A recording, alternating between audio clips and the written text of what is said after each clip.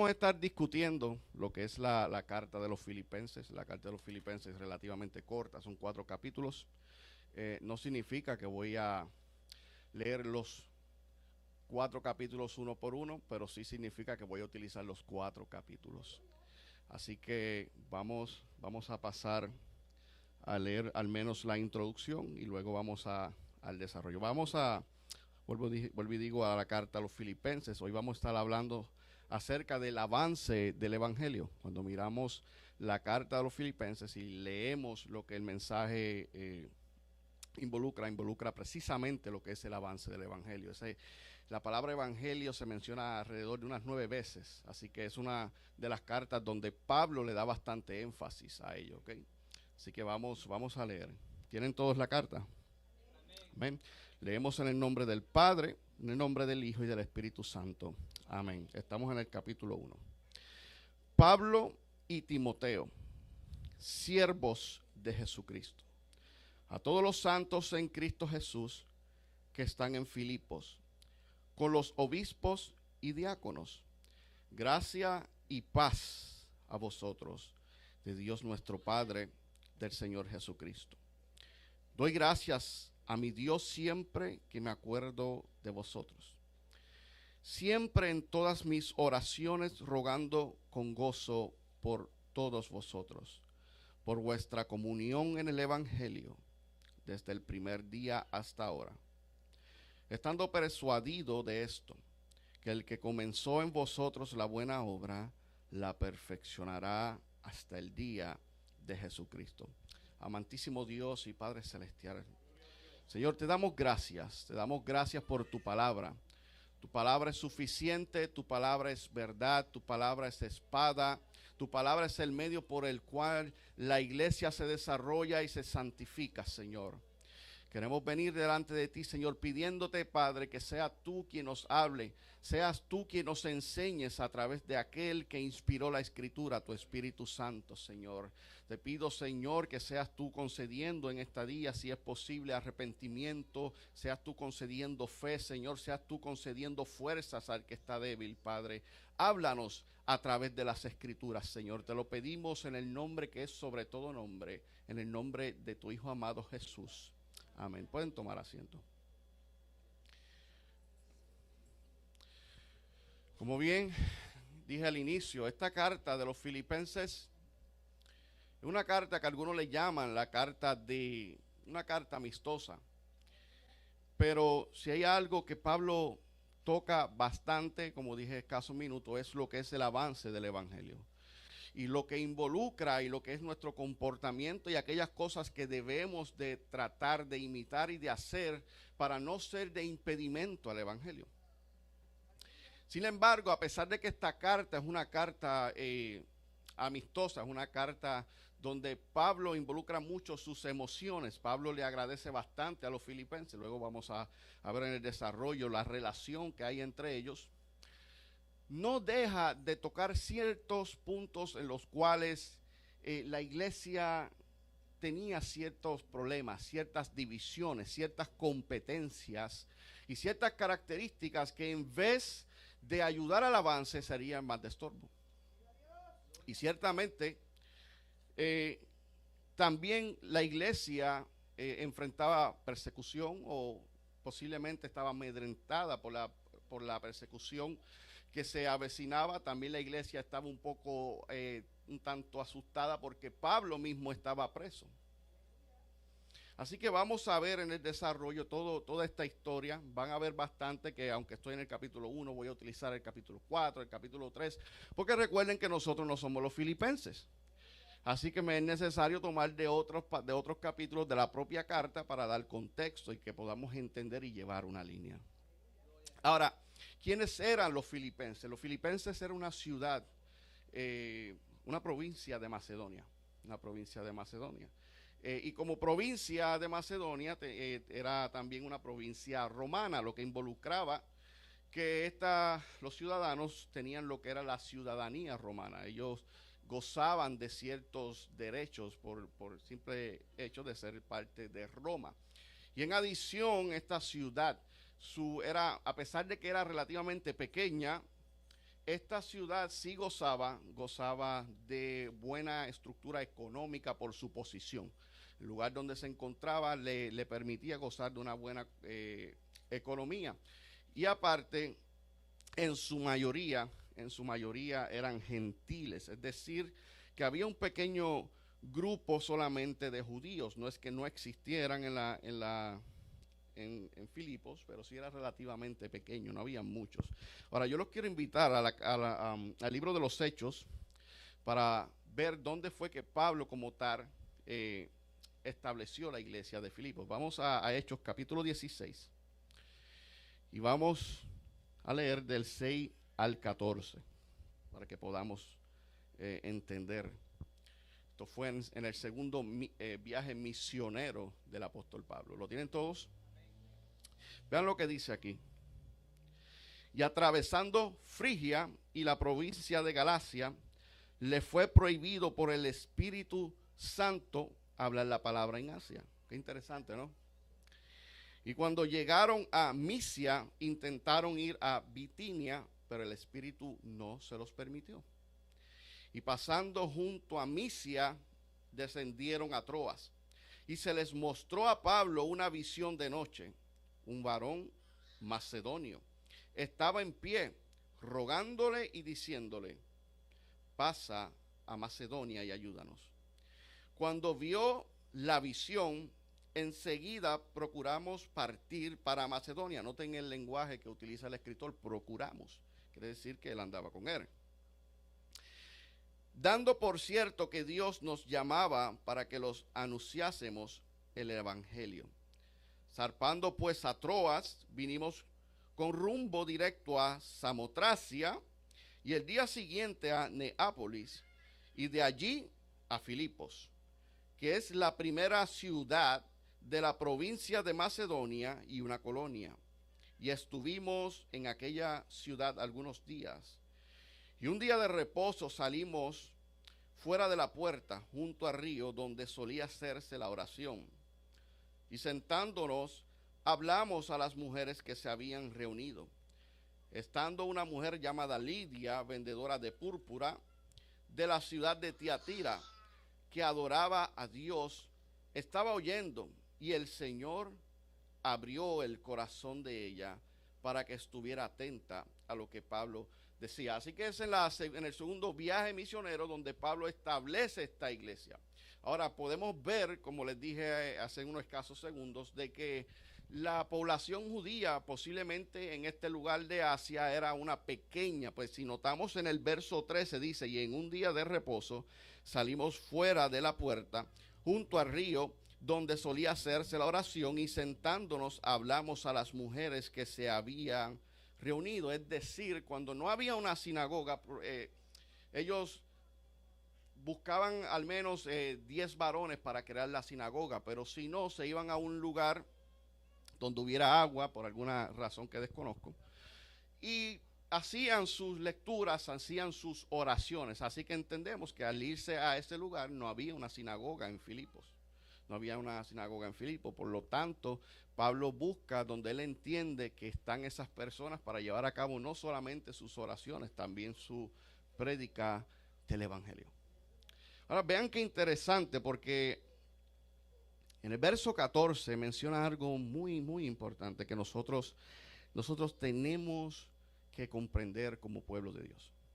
En el verso 14 dice: entonces una mujer llamada Lidia, vendedora de púrpura de la ciudad de Tiatira, que adoraba a Dios, estaba oyendo, y el Señor abrió el corazón. Tenemos que entender como pueblo de Dios y como iglesia que cuando hablamos de lo que es la salvación de una persona, cuando hablamos de lo que es la convicción del pecador, ahí no existe una obra o participación nuestra. Nosotros somos los mensajeros, sí, pero nosotros no tenemos el poder de convencer a nadie. Nosotros no tenemos el poder de poder resucitar a un muerto de su pecado para que vea la cruz, se mire a sí mismo, obtenga la fe y el arrepentimiento. Solo Dios tiene ese poder. Y claro, nosotros muchas veces, y yo en el pasado soy culpable de eso, muchas veces decimos, no hemos ganado tantas almas para el Señor, y realmente no nos hemos ganado a nadie, hermanos. Esta obra es del Señor. La obra la ha hecho completamente Él. Y claro, es parte de nuestra naturaleza caída. Tenemos que entender que nos gusta decir que nos hemos ganado algo, que sentir que eso lo gané yo. Pero realmente lo que la Biblia nos enseña es que Dios es quien abre el corazón. Si Dios no abre el corazón del pecador, nada sucede en él. Nada sucede en él. Así que esta obra es del Señor. Ahora bien, entendamos entonces la relación de Pablo con la iglesia. Voy a dar lectura nuevamente. Pablo y Timoteo, siervos de Jesucristo, a todos los santos en Cristo Jesús que están en Filipos, con los obispos y diáconos. Gracias y paz a vosotros de Dios nuestro Padre y del Señor Jesucristo. Doy gracias a mi Dios siempre que me acuerdo de vosotros, siempre en todas mis oraciones, rogando con gozo por vosotros, por vuestra comunión en el Evangelio desde el primer día hasta ahora, estando persuadido de esto, que el que comenzó en vosotros la buena obra la perfeccionará hasta el día de Jesucristo. Como me es justo sentir esto de todos vosotros, por cuanto os tengo en el corazón y en mis prisiones, y en la defensa y en confirmación del Evangelio. Con todos vosotros soy participantes conmigo de la gracia, porque Dios me es testigo de cómo os amo a todos vosotros con el entrañable amor de Jesucristo. Vean ustedes la cercanía de Pablo con esta iglesia. La iglesia estaba muy cercana del corazón de Pablo. Cuando ustedes vean el relato de los hechos, luego ustedes lo estudian en su casa, capítulo 16, Pablo hace muy buenas amistades en este lugar. Y esta iglesia fue una de las iglesias que sustentó a Pablo económicamente para el avance del evangelio. Permítanme ir al capítulo 4. Y voy a leerle el verso 14 al 16 para poder sustentar lo que estoy diciendo. Sin embargo, bien hicisteis en participar conmigo ¿en qué? En mi tribulación. Y sabéis también vosotros, os filipenses, que al principio de la predicación del evangelio, cuando partí a Macedonia, ninguna iglesia participó conmigo en razón de dar y recibir, sino vosotros solos, pues aún a Tesalónica me enviasteis una y otra vez para mis necesidades. Vean cómo esta iglesia siempre procuró ayudar a Pablo en todas las áreas para que Pablo pudiera para que Pablo pudiera seguir moviéndose para el avance del evangelio, amados. Hay muchas formas en las que nosotros podemos ser partícipes del avance del evangelio. Hay muchas maneras en las que nosotros podemos llevar el evangelio. Hace algún tiempo veía un video donde decía, no, está el que entra al pozo y está el que sostiene la soga del que entra al pozo. Y ambos están haciendo una obra. Ambos están ayudando. Y claro, no estoy diciendo que Pablo amaba a esta iglesia simplemente porque le ayudaba económicamente. Simplemente estoy dando un contexto de la carta, de la cercanía entre Pablo y esta iglesia. Pero cuando vemos las demás cartas, Pablo siempre utiliza este lenguaje de amor, ¿no? Solamente Corinto, pues fue una de las cartas que Pablo fue bastante duro con ellos, pero cuando miramos la iglesia, pues entendemos por qué Pablo necesitó ser bastante duros con ellos, ¿no? Ahora, tenemos principios muy importantes también que entender en estos versos. Y es que, amados, siempre debemos ser agradecidos. Siempre debemos ser agradecidos. No importa lo que la persona haga en el futuro, quizás nos ofenda, quizás nos traicione, pero a veces nosotros, hermanos, como humanos, tendemos a olvidar muy rápido lo que una persona ha hecho por nosotros. Siempre como que somos muy ligeros en esa área y solamente está presente en nosotros lo que esa persona hizo en el momento y olvidamos el pasado. Sin embargo, Pablo, sabiendo de la problemática de la iglesia, no deja de darle gracias. Si vemos lo que Jesús hizo, ¿no? ¿Qué hemos hecho nosotros para merecer su misericordia, ¿no? Dejemos siempre de ser agradecidos, amados. No importa el tiempo. Da gracias, perdona la ofensa. Siempre. Da gracias, perdona la ofensa. Ahora, vean el verso 6 donde dice, estando persuadido de esto, que el que comenzó en vosotros la buena obra, la perfeccionará hasta el día del Señor Jesucristo. Aquí tenemos un principio muy importante acerca de lo que es la santificación de la iglesia o la santificación del creyente, ¿no? Vean lo que Pablo está diciendo. Estoy persuadido, estoy convencido de que aquel que comenzó en esa obra en ustedes la va a culminar. Porque Dios no deja nada a medias. Dios no deja nada a medias. Y Dios no es hombre para que mienta, y mucho menos para que se arrepienta de lo que él ha dicho que va a hacer. Amén. Por eso en este verso Pablo utiliza una palabra que se llama epistelesei. Esta palabra epistelesei, que es perfeccionará, es un verbo. Y los verbos en el griego son, cuando hablamos de verbos presentes, son verbos que aunque son presentes son continuos, son como un círculo, siguen en movimiento, en circulación. Por lo tanto, lo que Pablo está diciendo es que el que comenzó la buena obra la continúa trabajando, la continúa completando hasta el momento en el que el Señor Jesucristo venga por su iglesia y le sea entregada a su iglesia.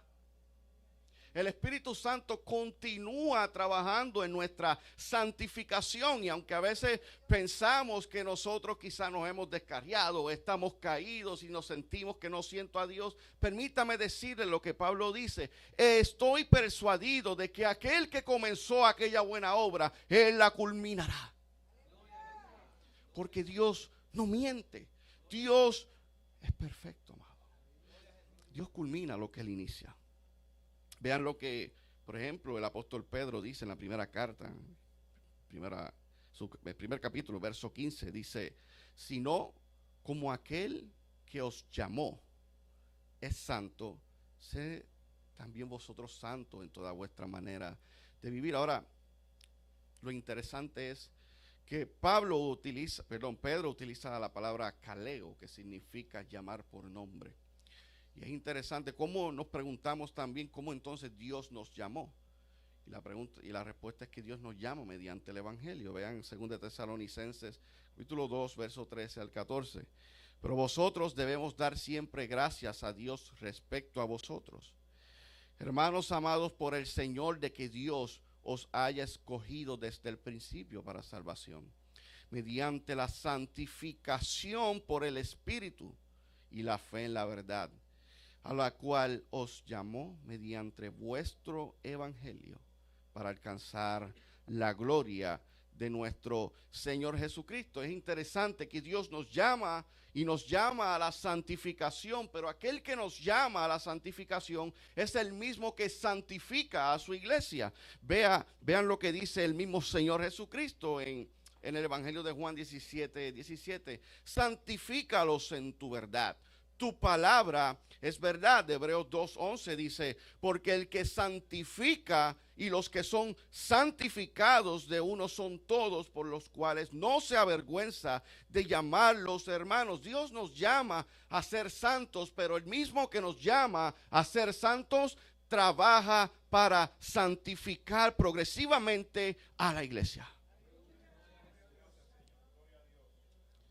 Por eso quizás Cristo decía: separados de mí,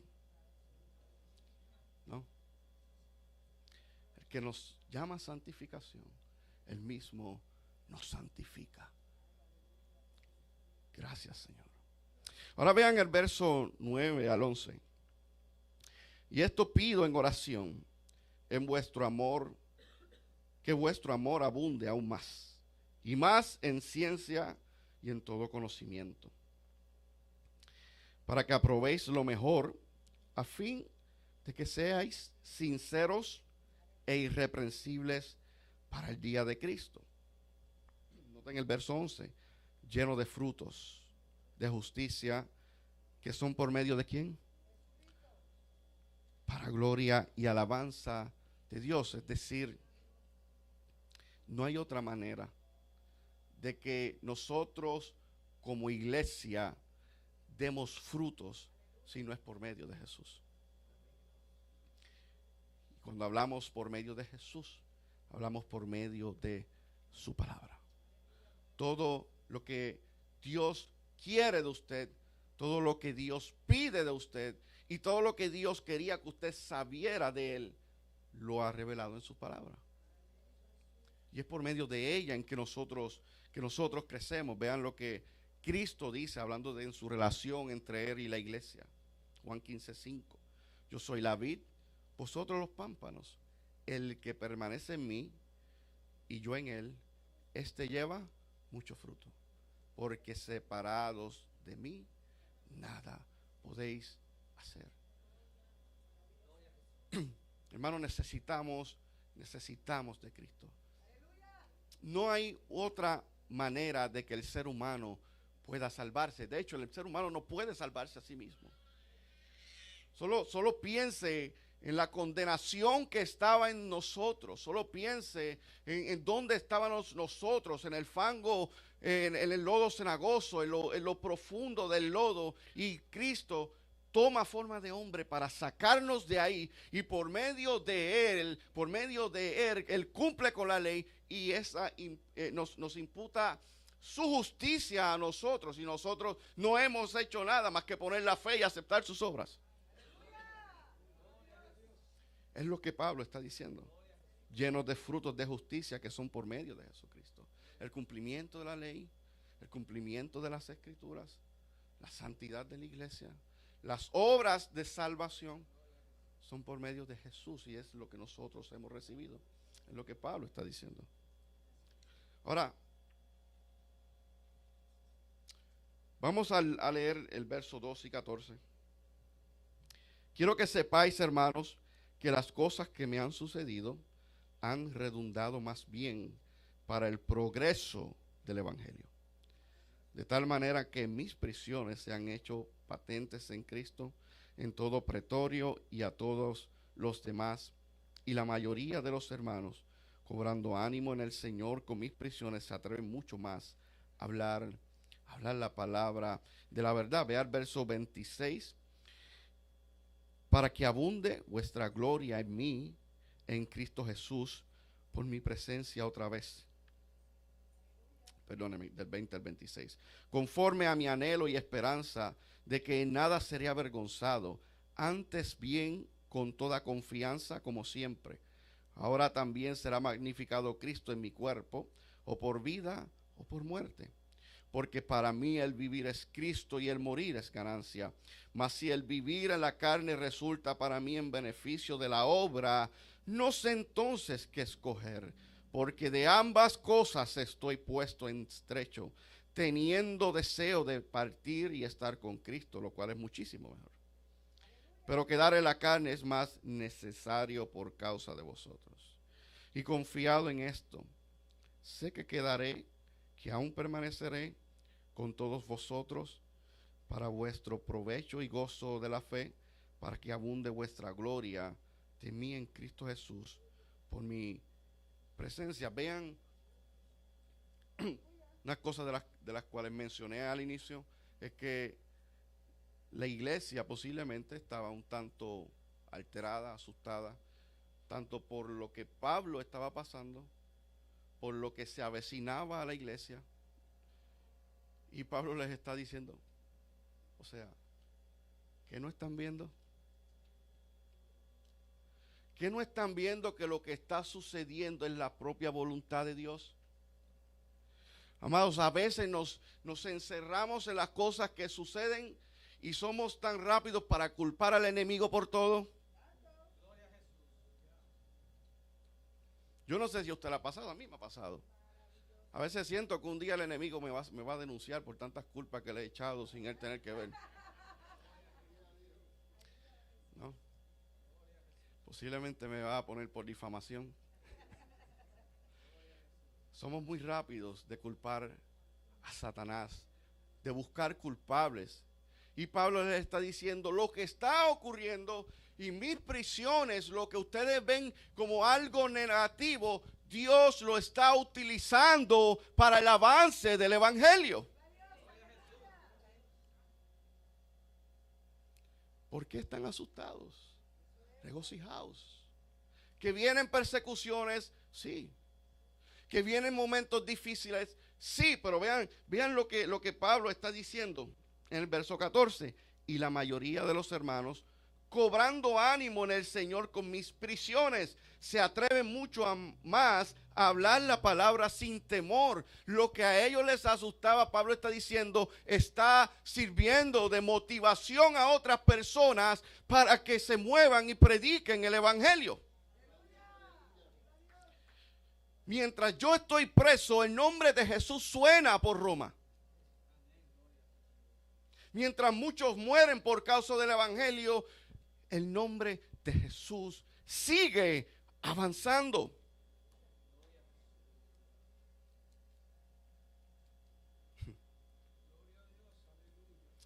Ahora,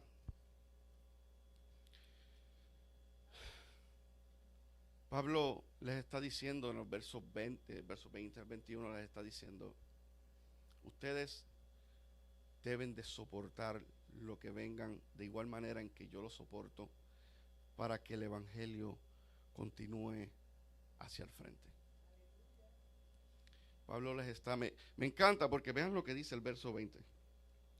Conforme a mi anhelo y esperanza de que nada seré avergonzado, antes bien con toda confianza, como siempre, ahora también será magnificado Cristo en mi cuerpo, o por vida o por muerte. Vean lo que Pablo está diciendo. Pablo está diciendo, a mí no me importa si es por vida o a mí no me importa si es por medio de mi muerte. Si mi vida representa que el nombre de Cristo sea engrandecido, amén. Pero si aún mi muerte sirve para el avance del evangelio, si aún mi muerte sirve para que el nombre de Cristo sea engrandecido, yo estoy dispuesto a morir.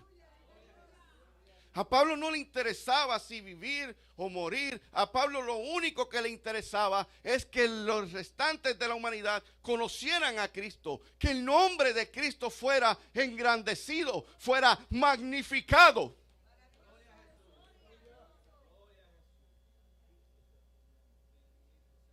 Vean lo que dice el apóstol Pablo en el capítulo 3, verso 4 en adelante. Aunque yo tengo también de qué confiar en la carne, si algunos piensan que tiene de qué confiar en la carne, yo más. Pablo está haciendo referencia a aquellos judaizantes, ¿no? Y dice, circuncidado al 8º día, del linaje de Israel, de la tribu de Benjamín, hebreos de hebreos, en cuanto a la ley, fariseo, en cuanto a celo, perseguidor de la iglesia, en cuanto a la justicia, que es la ley irreprensible, pero cuántas cosas eran para mi ganancia, las he estimado como pérdida por amor a Cristo, y ciertamente aún estimo todas las cosas como pérdida por la excelencia del conocimiento de Cristo Jesús, mi Señor, por amor del cual lo he perdido todo y lo tengo por basura para ganar a Cristo. Mis hermanos, cuando nosotros sabemos quiénes éramos, cuando nosotros sabemos de dónde Dios nos ha sacado, cuando nosotros sabemos que no había ni siquiera una gota de obra que sirviera para que Dios dijera, bueno, este se ha portado bastante bien, déjame tener misericordia de él. Cuando nosotros sabemos quiénes éramos, cuando vemos nuestro resumen del pasado y vemos lo que Cristo ha hecho por nosotros, simplemente eso debe de ser suficiente para que a nosotros solamente nos interese que solamente el nombre de Jesús sea conocido, que solamente la gente ponga su vista, su visión, no sobre mí, no sobre el pastor, no sobre solo los hermanos que están aquí, sino sobre aquel que comenzó la obra, aquel que murió en la cruz. Porque yo sé quién yo era, yo sé de dónde me sacó y por lo tanto de ahora en adelante, como dice Pablo, lo demás ya ha pasado. Ahora vivo de rodillas ante Él porque por su obra y por su gracia y misericordia estoy aquí.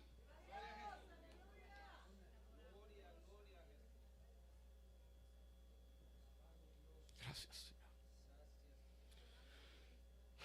Ahora, por qué Pablo, volviendo al capítulo 2, por qué Pablo habla de magnificar a Cristo? ¿Por qué Pablo habla de que nuestro enfoque en nuestro comportamiento debe ser todo dirigido a Jesús? Bueno, Pablo responde en el verso 15. Algunos a la verdad predican a Cristo por envidia y contienda, pero otros de buena voluntad. Los unos anuncian a Cristo por contención, no sinceramente, pensando añadir aflicciones a mis prisiones. Vean que Pablo presenta en estos versos dos grupos. Número uno, están aquellos que predican a Cristo por envidia, contienda, no sinceramente, no sinceramente. Son personas que desean ser el foco de atención. Son personas que quieren ser los importantes. Que al final de esta jornada, como en las películas que salen el cast, los personajes, que sus nombres salgan los primeros. Y Pablo está diciendo, están desviados. Están desviados. Ese no es el enfoque. Ahora miran el segundo grupo. Predican a Cristo de buena voluntad, por amor, con disposición de defender su creencia y una actitud de engrandecer a Cristo. Ese es el comportamiento de la iglesia. Ese debe ser nuestro objetivo principal, amados. El evangelio tiene que avanzar, sí, pero utilicemos, los medios correctos, las motivaciones correctas. Tristemente hoy en día,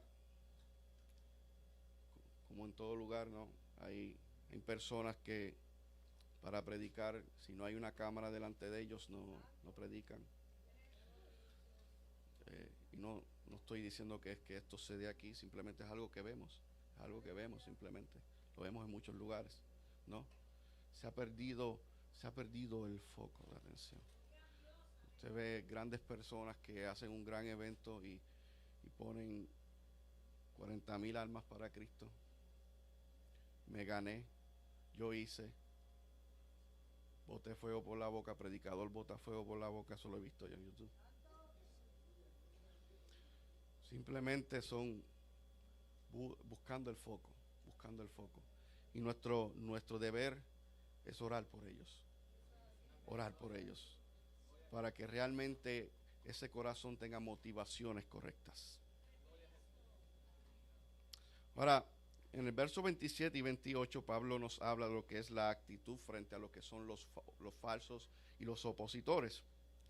Solamente que os comportéis como es digno del evangelio de Cristo, para que, o sea que vaya a veros, o que esté ausentes, oiga de vosotros que estáis firmes en un mismo espíritu, combatiendo unánimes por la fe del evangelio, y en nada intimidados por los que se oponen, que para ellos ciertamente es indicio de perdición, mas para vosotros de salvación, y esto de Dios. Así que, como mencioné al inicio, sí, la iglesia enfrentaba ciertos opositores, ciertos falsos maestros. Vamos al capítulo 3 para hablar un poco más de ellos. Vean lo que Pablo dice en el verso 2. Guardaos de los perros, guardaos de los malos obreros, guardaos de los mutiladores del cuerpo. Ahora vamos al verso 18. Porque por ahí andan muchos, de los cuales os dije muchas veces, y aún ahora lo digo llorando, que son enemigos de la cruz de Cristo, el fin de los cuales será perdición, cuyo Dios es el vientre y cuya gloria es su vergüenza, que solo piensan en lo... Pablo nombra un grupo de personas que eran falsos y que eran perseguidores, enemigos de la cruz de Cristo. Vean, empieza con los perros. Y cuando, claro, nosotros escuchamos esa palabra, suena fuerte, ¿no? Pero Pablo está utilizando una palabra griega que se llama kuon. Y esta palabra es para describir personas deshonestas, que son carentes de todo pudor y recato.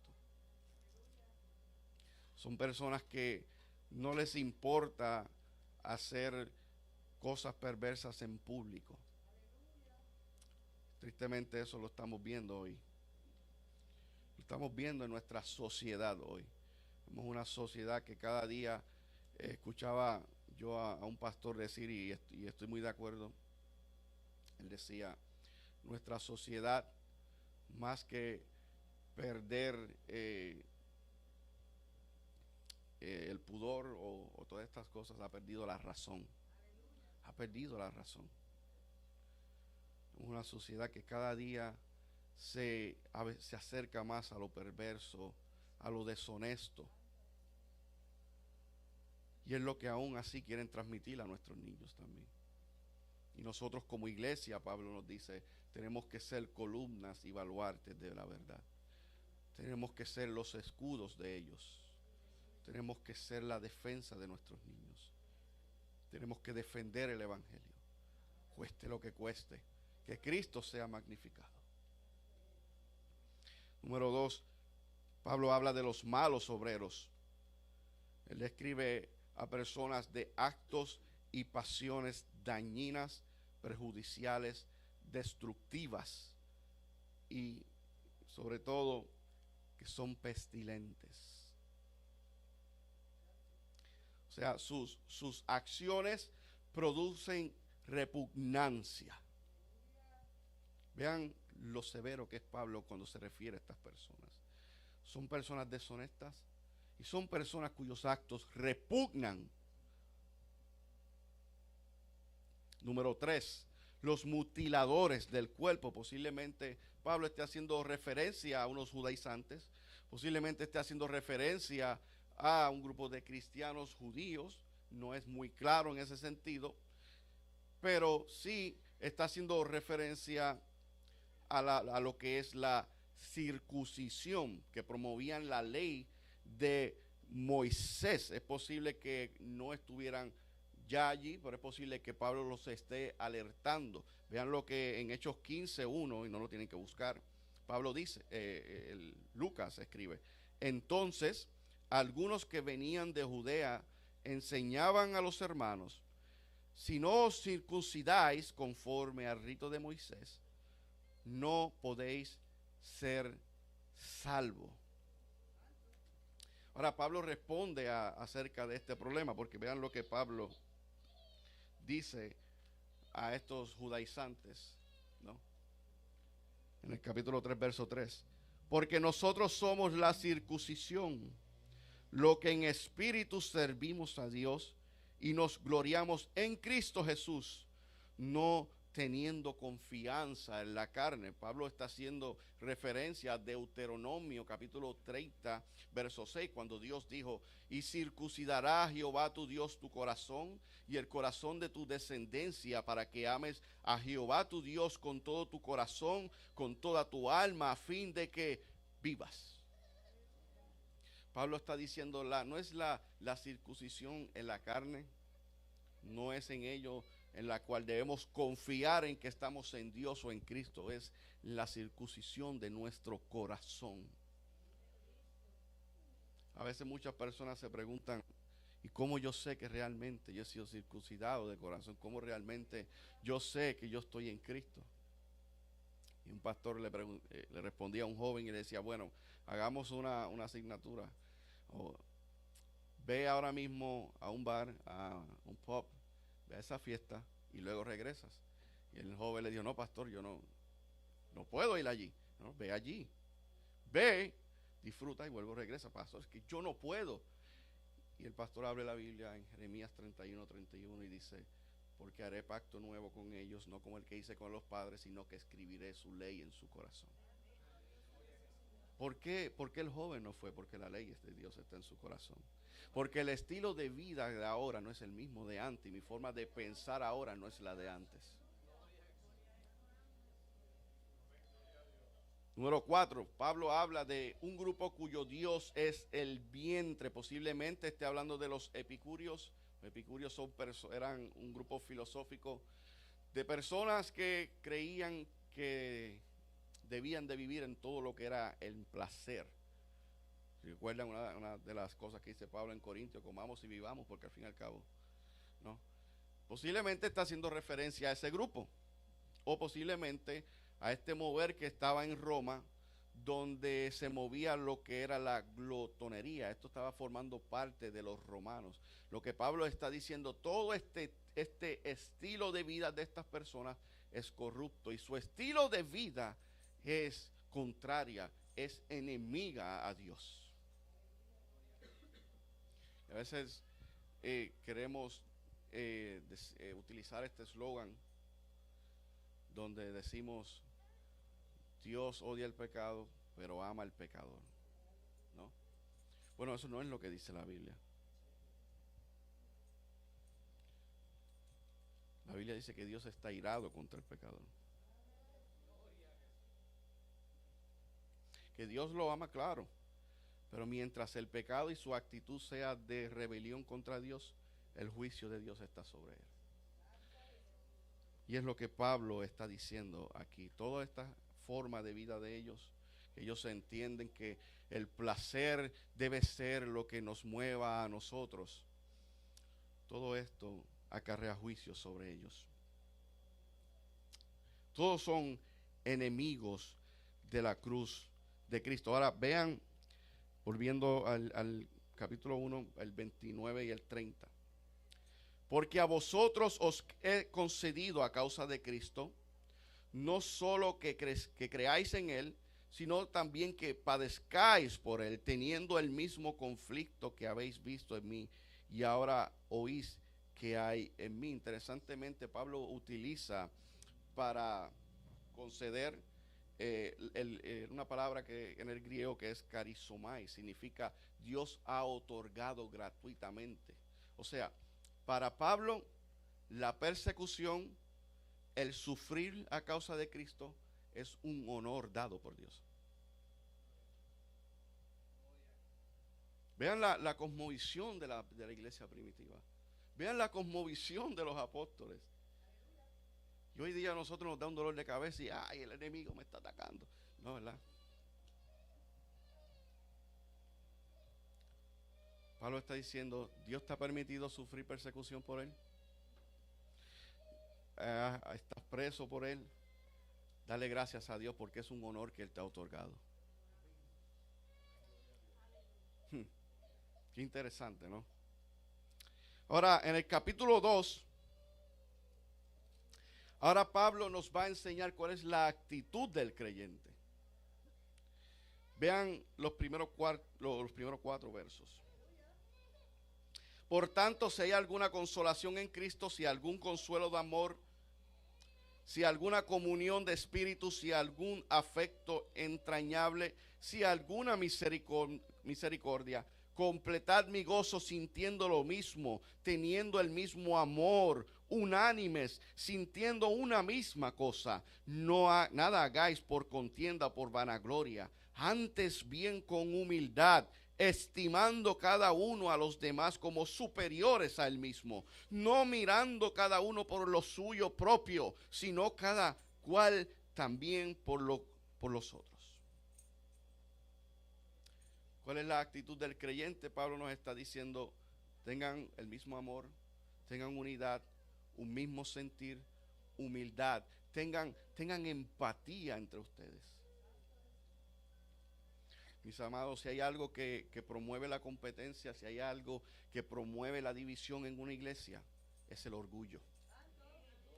Cuando nos volvemos orgullosos, Cuando creemos que es que si no predico yo, pues no va a salir porque nadie predica como yo. O si no lo hago yo, la obra se va a venir abajo. Hermano, si ese es tu pensar, todavía no has nacido de nuevo.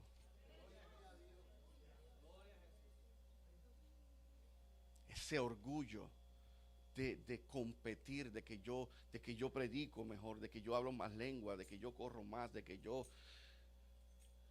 No. Y me encanta porque ahora Pablo va a rematar, va a sentar bien cuál es la actitud del creyente. Vea el verso 5 al 7. Haya pues en vosotros en sentir que hubo en Pablo, dice ahí. No, dice en Cristo Jesús. El cual siendo en forma de Dios, no estimó el ser igual a Dios como cosa a que aferrarse, sino que se despojó a sí mismo, tomando forma de siervo, hecho semejante a los hombres, y estando en la condición de hombre, se humilló a sí mismo, haciéndose obediente hasta la muerte, y muerte de cruz.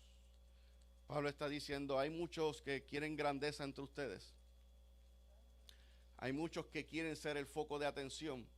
Bueno, permítame presentarle al Señor de señores y al Dios verdadero, al Dios infinito. Y mira lo que Pablo dice, que aunque existiendo, realmente debiera decir, aunque existiendo en forma de Dios, no lo estimó a ser igual como a Dios, sino que se despojó a sí mismo. Pablo le está diciendo, hay mucha competencia en ustedes, pero permíteme decirles algo. Aquel que siendo algo se hizo nada, para los que somos nada, en él viniéramos a hacer algo.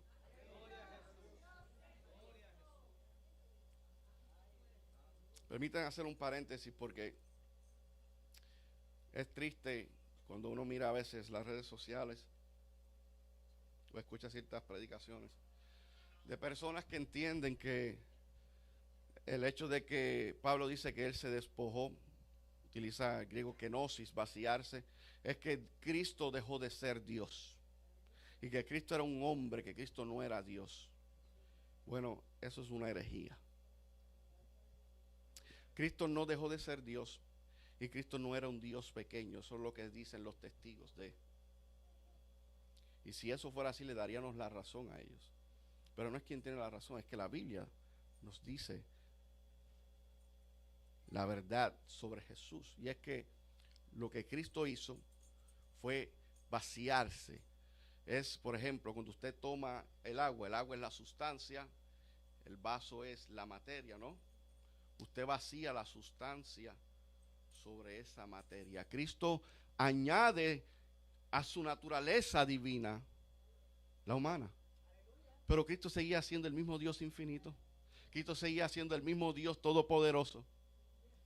¿O acaso olvidamos cuando Cristo le dijo a Natanael, tú sabes que yo te vi allí debajo de la higuera? ¿Cómo? Pues si Cristo no estaba allí, porque Él es Dios. Olvidamos lo que Pablo dice en el capítulo 1, lo que Juan dice en el Evangelio, en el capítulo 1, que el Hijo que está en el seno del Padre. Olvidamos lo que dice Juan en el capítulo 1, verso 14, cuando dice que Él hizo tienda, hizo tabernáculo, es decir, toda la gloria de ese Dios infinito descendió sobre ese cuerpo, pero seguía siendo Dios. Y nosotros tenemos que tener esto claro, amados, porque hoy día se está promoviendo de que Cristo no era Dios, que Cristo era un simple humano. Claro que como en su cuerpo humano tenía unas limitaciones, sí, pero desde su parte divina, no. Que es difícil de entenderlo. Obvio, Pablo dice, y grande es el misterio de piedad. Pablo mismo dice, es un misterio que Dios se ha manifestado en carne. Claro que es difícil, pero es una verdad bíblica. Ahora, ¿en qué consistía la humillación? Pablo dice que se hizo siervo. Se hizo siervo. Ustedes saben lo que es el Dios todopoderoso, el que todo lo creó, el que está por encima de todo, aquel que puede hacer y nosotros desaparecer y que se deja golpear por su criatura.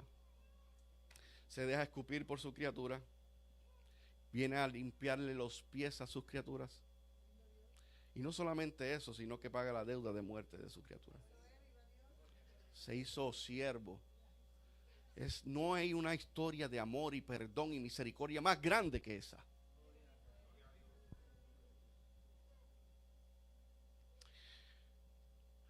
Así que necesitamos aprender de Cristo una actitud de servicio, de empatía, de amor y de obediencia. Ahora, ¿cuáles deben ser nuestras actitudes? Pablo continúa diciendo, vayan al verso 14 al 18. Haced todo sin murmuraciones y contiendas, para que seáis irreprensibles y sencillos, hijos de Dios sin mancha, en medio de una generación maligna y perversa, en medio de la cual resplandecéis como luminares en el mundo. La iglesia que tiene la luz de Cristo es la iglesia la que transmite esa luz. Nosotros no somos la luz, pero la luz habita en nosotros. Y Pablo dice, vosotros sois luminares en el mundo, asidos de la palabra de vida, para que en el día de Cristo yo pueda gloriarme de que no he corrido en vano, ni en vano he trabajado. Y aunque sea derramado en libación sobre el sacrificio y servicio de vuestra fe, me gozo y me regocijo con todos vosotros. Asimismo, gozaos y regocijaos también vosotros conmigo. Pablo dice, yo también estoy siendo perseguido, yo también estoy pasando tribulación y me regocijo. Regocíjense en ustedes también.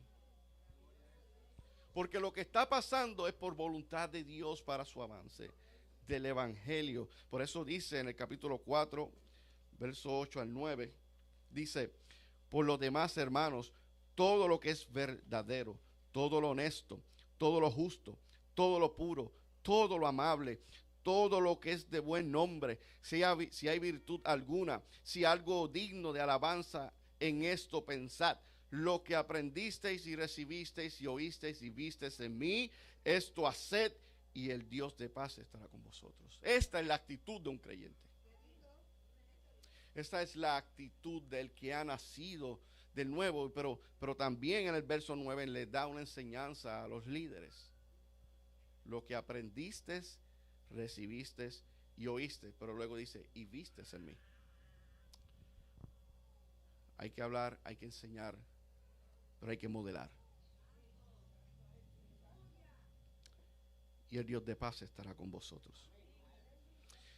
Ahora Pablo le da un recordatorio de esperanza a los filipenses.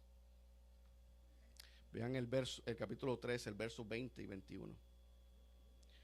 Mas nuestra ciudadanía está en los cielos, de donde también esperamos al Salvador, al Señor Jesucristo, el cual transformará el cuerpo de la humillación nuestra, para que sea semejante al cuerpo de la gloria suya, por el poder con el cual puede también sujetar a sí mismo todas las cosas. Y recuerdan algo que dije, es que los filipenses tenían la ciudadanía romana. Y quizás muchos pues hacían mucho alarde de eso. Y Pablo les está diciendo, regocíjense y tengan paz, porque recuérdense que tenemos una ciudadanía que es mucho mejor que la romana. Tenemos una ciudadanía con mejores privilegios, con privilegios eternos, cuyo rey no solamente gobierna en los cielos, gobierna en la tierra.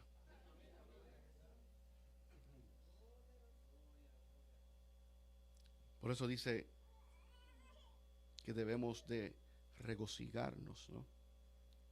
Porque la ciudadanía que nos ha dado es mucho mejor que la terrenal. Ahora, en el capítulo 4, en el verso 7, leamos desde el 4 al 7. Pablo les invita a regocijarse. Regocijaos en el Señor siempre. Otra vez digo, regocijaos. Vuestra gentileza sea conocida de todos los hombres. El Señor está cerca. Por nada estéis afanosos, sino sean conocidas vuestras peticiones delante de Dios en toda oración y ruego, con acción de gracia, y la paz de Dios, que sobrepasa todo entendimiento, guardará nuestros corazones y vuestros pensamientos en Cristo Jesús. Pablo le está invitando a los filipenses a descansar en Dios, en descansar en su soberanía, en descansar en sus promesas, en descansar en la salvación que nos ha sido otorgada. Vean que Pablo sí les dice, sí, viene persecución, yo estoy enfrentando persecución, hay un grupo de personas que pervierten, pero no olviden cuál debe ser su actitud. No olviden que deben de defender el evangelio. No olviden que son ciudadanos de los cielos. No olviden sus promesas. No olviden que aunque parece que estamos solos, Él sigue con nosotros. Y podemos descansar, podemos acercarnos al trono de la gracia. Y dejar nuestras cargas, dejar nuestras peticiones, y Él responderá conforme a su voluntad, amados. Así que, ¿qué podemos aprender de esta carta? Número 1, aprendamos a ser agradecidos siempre. Siempre seamos agradecidos. Nunca olvides el bien recibido. Perdona el mal. Número 2, no olvide orar los unos por los otros. Pablo expresa que él oraba por ellos. Número 3, que el conocimiento dado por Dios debe ser usado en amor. La cruz de Cristo es un puente de salvación, no un arma para agredir. Número 4, Dios utiliza los malos momentos para traer gloria a su nombre. Número 5, los creyentes deben ser valientes y defender su fe. Número 6, debemos estar dispuestos a pagar el precio por el evangelio. Número 7, debemos de ser gentiles con otros. Y número 8, debemos de descansar en Dios. Amantísimo Dios, te damos gracias, Padre. Te damos gracias porque tu palabra es suficiente, Señor. Tu palabra nos enseña a cuál debe de ser nuestra actitud en todo momento. En que debemos amarnos como un solo cuerpo, debemos estar unidos, movidos en una sola visión, y es que el evangelio avance y que Cristo sea magnificado. Perdona nuestras faltas, Señor. Perdona cuando a veces humanamente, de alguna manera u otra, queremos robar tu gloria. Ayúdanos, Señor. Fortalécenos, Padre. Te lo pedimos, Señor, en el nombre de Jesús, y te damos gracias, Padre. En Cristo Jesús.